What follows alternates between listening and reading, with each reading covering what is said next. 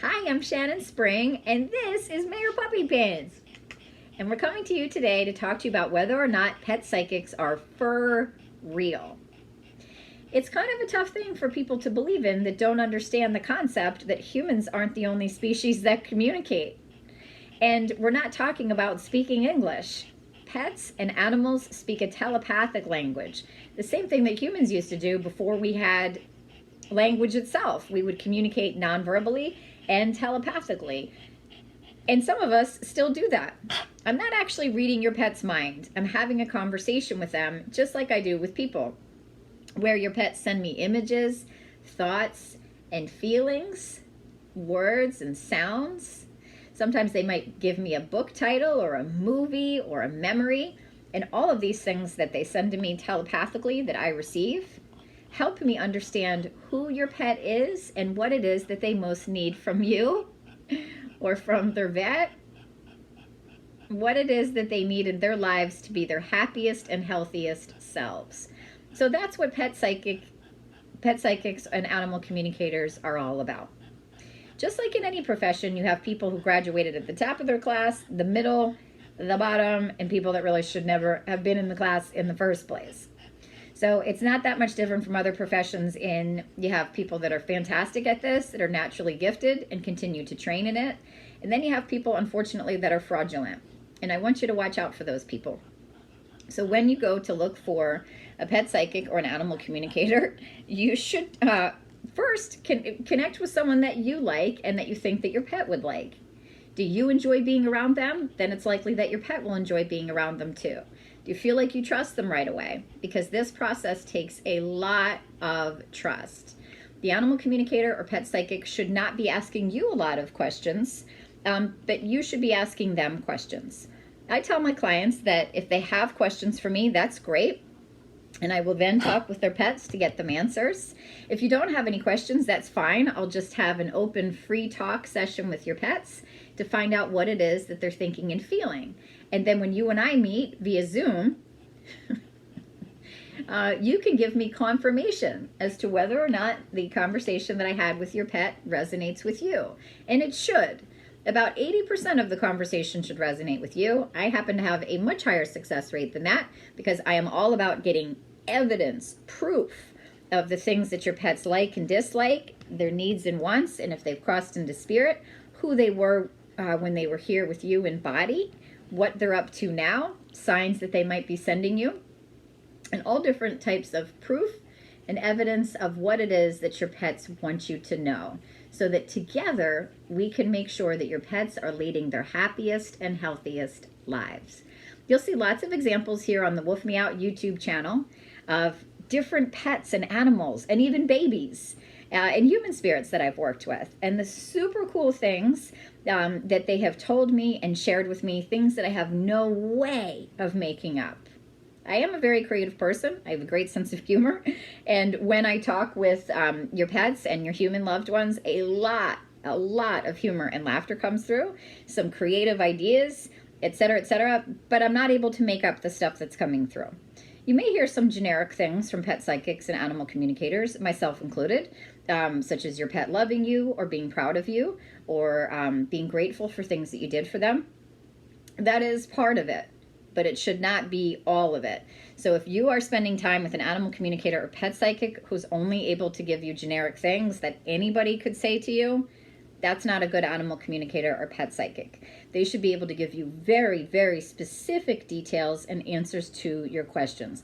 We don't get everything right, but I do get most stuff right. And that's because I have dedicated my life to this work. I continuously train and learn. There is no challenge that I will not take on. There's no pet or animal species that I'm uncomfortable talking with. I will talk to all of them and always do my best to help them. I've even talked with some species that I don't like mosquitoes. I do not like mosquitoes, and I'm not going to lie about that. And quick funny story about that. Mosquitoes threw me a bone, so to speak, one day when I was chatting with them and while they were biting with me.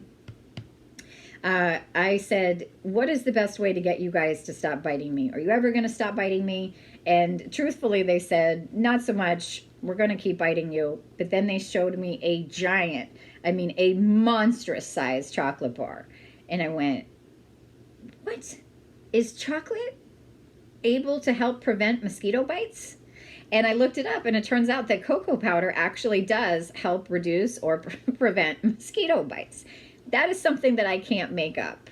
It's something that can be Googled, but the seed of where that comes from, that's telepathic from the species to me. There's lots of things that I have to Google because I'm not a veterinarian. I'm not a medical expert.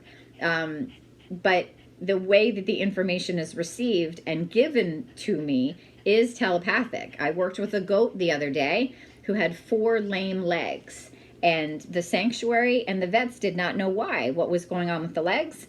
So I sit down to have a conversation with the goat, and I automatically hear lemonade legs, lightning fast. What the heck are lemonade legs?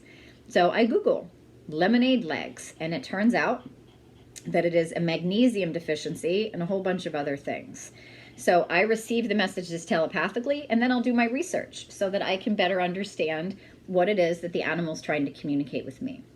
But what I'm telling you is that if you go to a pet psychic or an animal communicator that just tells you that your dog loves to play, will give you unconditional love, loves treats and belly rubs, that's not someone that you really want to spend your time or money on. You want someone who your pet can tell you that your pet loves peanut butter popsicles but won't touch bananas. Or they love bananas but you can't get them to eat apples and you don't know why. You want someone who can tell you why your pet doesn't ever sleep in their bed. What's wrong with the bed? What kind of bed would they like? So truly to problem solve with you and for you through conversations with your pet. It's a very exciting process. It will forever change the way that you see your own pets as well as animals in general. I do have a sense of humor about my work because for some people it's hard enough for them to understand that there's an afterlife or that we as people and animals have spirits. That's kind of a hard ask for a lot of people if they don't believe in this, and then getting them to believe that animals have thoughts and feelings and can communicate these thoughts and feelings. A lot of the world is just opening up to the fact that our pets and animals are sentient beings, meaning they're not just an elephant or a tiger or a dog or a cat, that they have real emotions, that they love their families, that they have fears, and that they have very intelligent and sophisticated ways of communicating that don't involve learning English or Spanish or French. The animal language, like the language of love, is universal. So just like in any field, there are the real deal and there are frauds. Watch out for that. Make sure that you get a good vibe from the person that you're talking with. They should answer your questions. They should give you very, very specific information. Check out their testimonials. You know, even call a couple of their clients if that makes you comfortable before working with them. But just make sure that the person is not asking you question after question. A good pet psychic or animal communicator will say something like, does that make sense? Do you understand that? Does this sound like your pet? And if you feel, yes, that this sounds like your pet or this sounds like your human loved one, then you have found a great pet psychic, animal communicator, or medium. I do all of the above. I talk with the spirits and the animals before I meet with my clients, during the process of meeting with my clients, and then often they will drop in on me afterwards. You will read through the different testimonials on my website and see the different videos that tell just wild stories. Again, stuff that just can't be made up. Those are the types of animal communicators and psychics that you want to work with. There's a lot of psychics out there. Find one that treats you with respect, that understands your grief, that understands that your pets are family. Also look at how they treat their own pets. Again, I've been a client myself of different psychics and mediums and animal communicators, and pay attention to the little things that they're saying and doing. You'll find the right one for you, and hopefully your pet sent me to you today, or your human loved one, and I would definitely love and value the opportunity to get to work with you and your furry friends, or finned or feathered or scaled, whatever it is that they have. Let's get woofing, meowing, laughing, and connecting together today. Thanks, everybody. Pet psychics are for real. You just have to find the right one that's for you and ones that are of integrity. Bye-bye.